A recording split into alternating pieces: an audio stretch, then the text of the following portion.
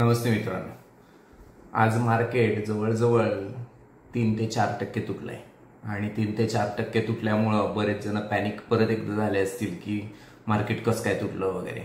जे माझे जुने इन्व्हेस्टर आहेत त्यांना सगळ्यांना माहिती आहे की हे जरी खालीवर होत असेल तरी वरच जाणार आहे आणि जर वरच जाणार आहे आणि माझा गोल जर पुढच्या 10 आणि 15-20 वर्षाचा आहे तर या गोष्टीला पॅनिक व्हायचं कारण नाही। त्यामुळे मला तर माझ्या कोणत्याच इन्व्हेस्टरचा फोन नाही आला की मार्केट तुटलंय आणि पॅनिक झालेत। पण मला असं वाटतं की यावर चर्चा तर व्हायला पाहिजे।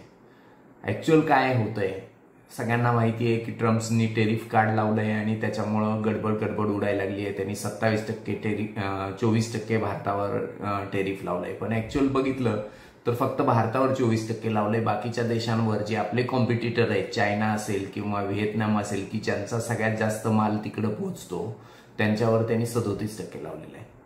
म्हणजे आपण त्या मानाने बरेच सुखात आहोत। आपल्यावर 27% आणि त्यांच्याकडे 34% आहे। 7-8% आपल्याकडे कमी लावलेले आहे। त्यामुळे ही गोष्ट बघितली तर भारतासाठी आनंदाची। दुसरी महत्वाची गोष्ट की खरंच याचा परिणाम भारतावर किती होऊ शकतो। सिंपल गोष्ट आहे, 4,000 बिलियनची आपली इकॉनॉमी आहे आणि 4,000 बिलियन मधलं फक्त 80 बिलियन्स 4,000 मधले फक्त 80 बिलियन्सचा व्यापार आपला अमेरिकेशी होतो। जरी इन केस हे टेरिफ लावल्यामुळं तो व्यापार थोडासा मंदी येईल ह्या भीतीपोटी आज मार्केट खाली आलंय असं आपण जर धरलं तर त्याचं पर्सेंटेज जर बघितलं तर ते 80चं 20,000 बिलियननी कमी झालं तरी 60,000 बिलियन चालूच राहणार। 60,000 बिलियन, हजार नाही, 60 बिलियन। तर जर 60 बिलियन झालं तर ते जर बघितलं तर 4,000 बिलियनच्या अगेन्स्ट 60,000 म्हणजे किती आहे, तर मोजून 0.5% पण नाही। पण आज मार्केट मात्र 4% तुटलंय। असं का घडलं? जर नुकसान 0.5% होणार आहे आणि मार्केट जर रिॲक्ट होतंय 4% तुटण्याचं, तर हे काहीतरी गणित चुकतंय की नाही? पण हे असं होतं त्याला कारण आहे ह्युमन बिईंग्स आर इमोशनल फुल्स। माणूस इमोशनली डिसिजन घेतो। ज्यावेळी मार्केट तुटायला लागतं त्यावेळी अजून तुटेल ह्या भीतीपोटी तो अजून जास्त विक्री करतो आणि त्यामुळे अजून जास्त तुटतं। हे सगळा इमोशनल घेतलेला डिसिजन असतो आणि ते इमोशनल डिसिजन मध्ये मेन रिझन हे असतं की माझ्याकडे 10 रुपये आहेत आणि मी 100 रुपयाची गेम खेळलेला असतो शेअर मार्केटमध्ये आणि त्यामुळे मला जास्त भीती वाटते आणि जास्त भीतीपोटी हा गेलेला घटनाक्रम असतो। त्यामुळं गंमत अशी आहे की यावर घाबरण्यासारखं काही कारण नाहीये, कारण आपण टोटल इकॉनॉमीच्या बाबतीत जर बघितलं तर फारसा काही मोठा फरक नाही पडलेला। बरं, ऑल ओव्हर जगामध्येच सगळीकडे मार्केट तुटलंय, पण जगामध्ये जे मार्केट तुटलंय त्यात अमेरिकेचं शेअर मार्केट 20%च्या आसपास तुटलंय, तीच हाँगकाँग 10-12% तुटलंय, बरेचसे देश 10%च्या पुढे तुटलेले आहेत युरोपियन। पण भारताचं मार्केट फक्त 6% तुटलेलं आहे।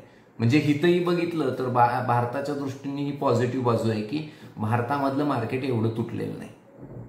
3 गोष्टी महत्वाच्या आहेत। एक, आपल्याला टेरिफ कमी लावलाय। दुसरी गोष्ट, आपला व्यापार अमेरिकेबरोबर एवढा जास्त नाहीये त्यामुळे काळजी करायचं कारण नाही। आणि तिसरा सगळ्यात महत्वाचा पार्ट की इतर रिॲक्शन तर सगळीकडे येणार, पण इतर ठिकाणांपेक्षा आपल्याकडे फक्त 6% तुटलंय, बाकी ठिकाणी 20 आणि 10% तुटलेलं आहे। मग हे घटनाक्रम काय? मग आपलं मार्केट तुटायलाच नाही पाहिजे का? खरं बघितलं तर तुटायला नाही पाहिजे, पण प्रॅक्टिकली कंडिशन अशी की ज्यावेळी आपण कुत्र्याला बाहेर घेऊन जातो आपल्याबरोबर, त्यावेळी शेजाऱ्याचं कुत्रं जर दिसलं तरच आपलं कुत्रं भुंकतं, नाहीतर इतर वेळी शांत चित्ताने आपल्याबरोबर चाललेलं असतं। सेम थिंग इथं आहे। बाकीचे बाजार तुटले तर हेही तुटणार, कारण एकमेकांच्या नादाने हे होत असतं। तर ठीक आहे, त्यामुळे पॅनिक होऊ नका। उलट ही वेळ आहे की पेशन्सली राहा। बेसिकली पेशन्स केव्हा टिकेल तर पुढचे 6 महिने 2 वर्ष जे पैसे तुम्हाला लागणार नाहीत, 2 वर्षांनंतर लागणार आहेत तेच तुम्ही इथं मार्केटमध्ये टाकावेत। 2 वर्षासाठी लागणारे पैसे तुमच्याकडे लिक्विडमध्ये असावेत किंवा डेब्ट फंडात असावेत की जे तुम्हाला तुमच्या दररोजच्या कामासाठी लागणारे वापरता येतील, किंवा पुढच्या 2 वर्षामध्ये तुमचे जे गोल आहेत त्याच्यासाठी तुम्ही ते पैसे वापरू शकता। त्यामुळे मला वाटतं पॅनिक होऊ नका, रिलॅक्स राहा। ऑटोमॅटिकली मार्केट पुढच्या 10 वर्षानंतर जो तुमचा गोल आहे ते अचीव करेल। त्यावेळचा हा आत्ताचा जो चढ उतार आहे तो आपल्याला फारसा मॅटर करणार नाही. थँक्यू.